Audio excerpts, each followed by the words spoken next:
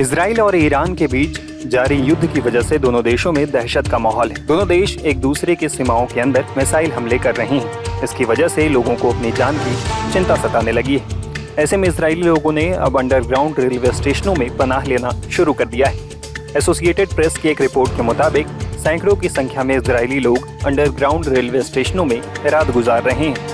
बीते कई दिनों से इजरायली नागरिक अपने पूरे परिवार के साथ यहां मैट्रेस और स्लीपिंग बैग्स लेकर पहुंच रहे हैं। यहां तक कि इजराइल में काम कर रहे विदेशी नागरिक भी इन ट्रेन स्टेशनों पर रात गुजार रहे हैं। वे लोग अपने साथ स्नैक्स और अपने पालतू जानवरों को भी लेकर पहुंचते हैं। तेल अवीव के बॉर्डर से सटे रमतगढ़ शहर में मौजूद ऐसे ही एक अंडरग्राउंड स्टेशन में शाम होने के बाद करीब 200 लोग पहुंच गए। यहाँ वे लोग टैबलेट्स पर मूवीज देखते भी दिखे। यहाँ मौजूद लोगों ने बताया कि यहाँ वो सुरक्षित महसूस करते हैं। That's the first one night that we will spend here because actually we're not sleeping because of the anxiety and ये पहली रात है जो हम यहाँ बिताएंगे क्योंकि वास्तव में चिंता की वजह से रात के दौरान बजने वाले सायरन के कारण सो नहीं पा रहे हैं। हर बार शेल्टर की ओर भागना बहुत डरावना होता है। एक सुबह मैं शेल्टर की ओर भागते समय सड़क पर गिर गई थी, इसलिए मैंने फैसला किया कि रात के दौरान यहाँ रुकना बेहतर होगा। सोने की कोशिश करते हैं, यहाँ एक सुरक्षित स्थान पर थोड़ा आराम कर लें। to have rest a little bit here in a safe space. We need to survive, and I think I have never felt something like this. हमें जीवित रहना है और मुझे लगता है कि मैंने कभी ऐसा महसूस नहीं किया है, इसलिए मैंने रात में यहाँ सोने का फैसला किया ताकि एहसास हो कि मैं सुरक्षित हूँ। That I will be safe during the night. बता दें कि ईरान और इजराइल के बीच जारी जंग से दोनों देशों में तबाही मची हुई है। इजराइल के स्वास्थ्य मंत्रालय ने बताया कि गुरुवार सुबह ईरान के हमलों में 271 लोग घायल हुए हैं। इसमें 71 लोग सोरोका अस्पताल पर हुए हमलों में जख्मी हुए हैं। मंगलवार को इजरायली प्रधानमंत्री कार्यालय ने कहा कि संघर्ष शुरू होने के बाद से ईरानी मिसाइल हमलों में कम से कम 24 लोग मारे गए और 592 अन्य लोग घायल हुए हैं। वहीं मंगलवार को ईरानी स्वास्थ्य मंत्रालय ने कहा था कि संघर्ष शुरू होने के बाद इजरायली हवाई हमलों में कम से कम 224 लोग मारे गए हैं और 1200 से अधिक लोग घायल हुए हैं। हालांकि ईरान पर नजर रखने वाली वॉशिंगटन स्थित मानवाधिकार संगठन human rights activist news agency ने बताया है कि पिछले हफ्ते शुक्रवार को संघर्ष शुरू होने के बाद से ईरान में 639 लोग मारे गए। वहीं संघर्ष को लेकर एक्सपर्ट्स क्या कह रहे हैं, ये भी सुनिए। देखिए, इजराइल और ईरान के बीच का ये जो युद्ध चल रहा है, इसका आगे आने वाला जो भविष्य इस बात पर निर्भर करेगा कि ईरान अपने नाभिकी कार्यक्रम को किस दिशा में ले जाता है। यदि वो अपने नाभिकी कार्यक्रम पर लगाम लगा लेता है और अमेरिका के साथ जो नई डील की जो बातचीत चल रही है उसके लिए सहमत हो जाता है, साइन वो डील कर लेता है, तो ऐसे में ये जो जंग है वो रुक सकती है और एक शांति की स्थापना हो सकती है। लेकिन यदि ईरान अपने नाभिकी कार्यक्रम को और अधिक तेज गति से आगे बढ़ाता है, अपने यूरेनियम इनरिचमेंट के प्रोग्राम को तेज गति से आगे बढ़ाता है, तो ऐसे में आने वाले समय में न सिर्फ इजराइल बल्कि यूनाइटेड स्टेट्स ऑफ अमेरिका भी ईरान के जो न्यूक्लियर इंस्टॉलेशंस हैं उस पर कोई सीधी कार्रवाई कर सकता है और जो ईरान के जो डीप अंडरग्राउंड जो न्यूक्लियर फैसिलिटीज हैं उसको अमेरिका भी सीधे हमले के माध्यम से हिट कर सकता है। अमेरिका के पास वो कैपेबिलिटीज हैं जो अर्थ पेनिट्रेटिंग बंकर बस्टर बॉम्ब्स हैं वो अमेरिका इस्तेमाल करते हुए उन डीप अंडरग्राउंड फैसिलिटीज को हिट कर सकता है और उसे डिस्ट्रॉय कर सकता है। तो ये ईरान को के पास अभी भी स्पेस है और ईरान यदि अपने नाभिकीय कार्यक्रम पर रोक लगाता है तो ये जंग रुक सकती है। लेकिन अमेरिका और इजराइल इस बात को लेकर के संकल्पबद्ध हैं कि वो ईरान को न्यूक्लियर वेपन्स एक्वायर नहीं करने देंगे और इस दिशा में वो बड़ी से बड़ी कार्रवाई मिल करके भी कर सकते हैं। ऐसी संभावनाओं को रूल आउट नहीं किया जा सकता। कहीं ना कहीं इजराइल और ईरान का जो ये कॉन्फ्लिक्ट वॉर चल रहा है, इससे मिडिल ईस्ट में तनाव बढ़ गया है और G7 की तरफ से भी ये बयान जारी हुआ है कि हम ईरान को न्यूक्लियर परमाणु हथियार नहीं होना चाहिए उसके पास। जी, G7 की तरफ से एक ज्वाइंट स्टेटमेंट जारी किया गया है जिसमें कि ये स्पष्ट रूप से कहा गया है कि इजराइल को अपने सेल्फ डिफेंस का राइट है और ईरान को अपने नाभिकीय अस्त्रों के कार्यक्रम को रोकना होगा और न्यूक्लियर वेपन्स को ईरान रख नहीं सकता। तो इस तरीके का जो एक ज्वाइंट स्टेटमेंट G7 की तरफ से आया है जो कि 7 बड़े धनी लोकतांत्रिक और औद्योगिक राष्ट्रों का सबसे बड़ा संगठन है, वो एक महत्वपूर्ण बयान है।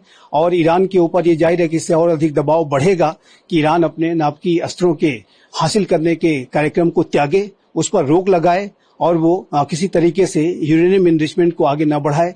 और G7 का ये बयान भी जाहिर है कि ईरान के लिए एक भारी दबाव का कारण बनेगा, ये स्पष्ट रूप से दिखता है। लेकिन मिडिल ईस्ट में तनाव भी बढ़ गया है काफी। देखिए, मिडिल ईस्ट में जो तनाव की स्थिति है वो लगातार बनी हुई है। पहले से ही जो इजराइल और हमास के बीच का युद्ध है वो चल रहा था, और ऐसे में अब ईरान और इजराइल के बीच का जो डायरेक्ट एक युद्ध शुरू हो गया है। और यदि ये युद्ध फर्दर एस्केलेट करता है तो ये तनाव और अधिक बढ़ेगा। और ये जो पूरा युद्ध है, इसकी जो वर्तमान की स्थिति है उसमें जो विश्व के जो एनर्जी सप्लाई चेन्स हैं वो प्रभावित हो रहे हैं, जो ऑयल सप्लाई रूट्स हैं वो प्रभावित हो रहे हैं। और यदि इस युद्ध का एस्केलेशन होता है, स्टेट ऑफ हॉर्मुज को यदि ईरान ब्लॉक कर देता है तो ऐसे में जो ऑयल सप्लाई रूट्स हैं वो गहरे तरीके से बाधित होंगे, और ऐसे में जो पूरे विश्व के एनर्जी सप्लाई चेन्स पर इसका नकारात्मक असर पड़ेगा। तेल के जो दाम हैं वो और अधिक बढ़ेंगे।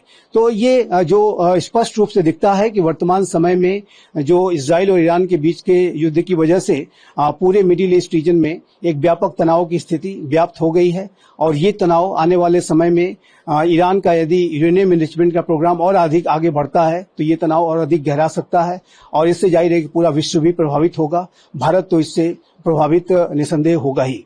नेतन्याहू ने कहा है कि खामेनेई जो ईरान का सबसे बड़ा लीडर है, उसकी हत्या से ही ये विवाद खत्म होगा। देखिए, इसमें कोई दो राय नहीं होना चाहिए कि इजराइल का जो अल्टीमेट लक्ष्य है वो ईरान में रिजीम चेंज को कराने का है, क्योंकि नेतन्याहू इस बात को मानते हैं कि जो ईरान की जो इस्लामिक रिजीम है वो पूरे इजराइल के अस्तित्व के लिए खतरा का कारण बन सकती है।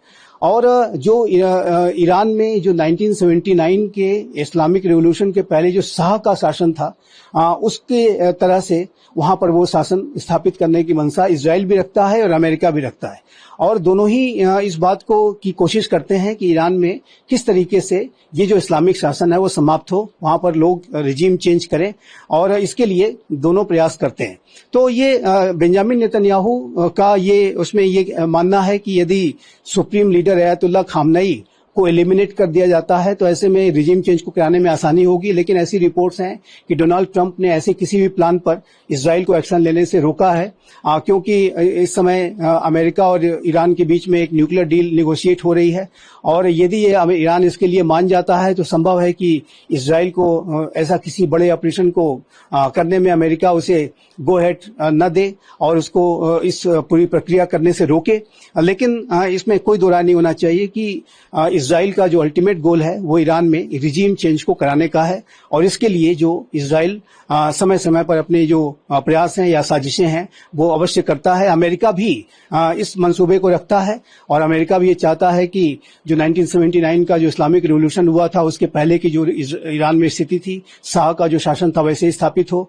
और अमेरिका के अंदर भी जो 1979 के इस्लामिक रिवॉल्यूशन की वजह से जो वहां के अमेरिकन एम्बेसी की जो लंबे समय तक सीज हुई थी उसकी जो टीस है वो अमेरिका के अंदर भी रहती है। तो अमेरिका भी चाहता है कि वहां पर रिजीम चेंज हो और फिर से ईरान वैसा ही बने जैसा कि शाह के समय में का ईरान था। इजराइल और ईरान की कॉन्फ्लिक्ट वार में अब जो ईरान में भारतीय दूतावास है उसने एक एडवाइजरी जारी की है और एक खास अपील की गई है कि जो भारतीय हैं वहां से अब निकले। साथ ही डोनाल्ड ट्रंप ने भी कहा है कि अमेरिकी नागरिक ईरान छोड़कर वापस आए। देखिए, ये बात बिल्कुल स्पष्ट है कि इजराइल और ईरान के बीच की जो स्थिति है इस समय युद्ध की वो भयावह रूप ले सकती है, और भी अगर इस पूरे युद्ध का एस्केलेशन होता है तो इसमें बड़ी संख्या में जो आम लोग हैं वो मारे जा सकते हैं।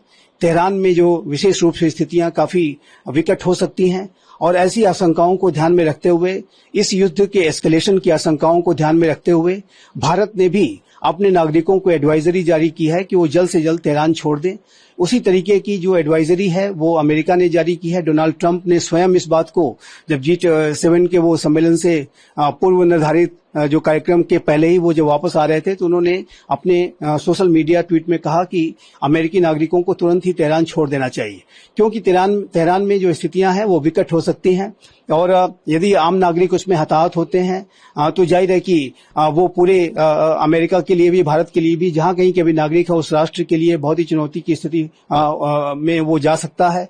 और भारत भी अपने नागरिकों को ऐसी एडवाइजरी इसी वजह से जारी कर रहा है क्योंकि समय रहते वो लोग अपने इस तेहरान की स्थितियों को ध्यान में रखते हुए और इसको तुरंत ही छोड़ दें, नहीं तो उनका जो जीवन है वो खतरे में पड़ सकता है। तो ये महत्वपूर्ण एडवाइजरी है जिसको कि जो भी भारतीय नागरिक वर्तमान समय में तेहरान में है या पूरे ईरान में जहां कहीं भी हैं उनको तुरंत ही ईरान छोड़ने की तैयारी करनी चाहिए और तुरंत से जल्द ईरान छोड़ देना चाहिए।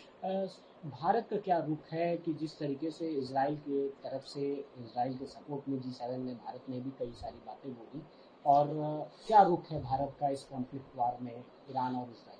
देखिए, भारत का जो स्टैंड है बहुत ही संतुलित है, विवेकपूर्ण है, बुद्धिमत्तापूर्ण है। भारत ने जो विदेश मंत्रालय के स्तर पर जो बयान जारी किए उसमें ये स्पष्ट रूप से कहा कि ईरान को और इजराइल दोनों को रिस्ट्रेंट बरतने की आवश्यकता है और डी एस्केलेशन की तुरंत आवश्यकता है। ये जो पूरी सिचुएशन और अधिक आगे फर्दर एस्केलेट ना करे, ये इन दोनों देशों के हित में है। लेकिन जहां तक इजराइल के साथ भारत के संबंधों का प्रश्न है तो वो भी बहुत ही मित्रतापूर्ण है, लेकिन ईरान के साथ भी भारत के एक सिविलाइजेशनल टाइज हैं और भारत ईरान का भी एक सहयोगी और मित्र राष्ट्र है और वहां पर चाबहार का पोर्ट भी हम बना रहे हैं। तो दोनों ही राष्ट्र भारत के मित्र राष्ट्र हैं और इसी वजह से भारत का जो दृष्टिकोण और सलाहकारी जो बयान है वो यही है कि दोनों डी एस्केलेट करें, तुरंत ही इसको डी एस्केलेट करें, आगे इसको फर्दर न बढ़ने दें और रिस्ट्रेंट बरतें। लेकिन जहां तक ईरान के न्यूक्लियर प्रोग्राम का प्रश्न है तो भारत ने पहले भी ईरान के न्यूक्लियर प्रोग्राम को लेकर के IAEA के अनेक रेजोल्यूशंस में ईरान के विरुद्ध वोट किया था और ईरान का जो न्यूक्लियर वेपन प्रोग्राम है वो भारत इस बात को मानता रहा है कि वो पूरे मिडिल ईस्ट रीजन के लिए डिस्टेबलाइजिंग हो सकता है और इसी वजह से ईरान को अपने नाभिकी प्रोग्राम पर लगाम लगाने चाहिए। ये भारत का एक पहले का रुख हमेशा से रहा है और भारत ये चाहता है कि जो वहां पर सिचुएशन बनी है वर्तमान समय में उसका जो समाधान है वो नेगोशिएटिंग टेबल पर बातचीत के माध्यम से दोनों राष्ट्र निकालें, रिस्ट्रेंट बरतें और किसी भी तरीके का ऐसा स्टेप न लें कि जिससे कि जो पूरी सिचुएशन है वो और अधिक एस्केलेट करे।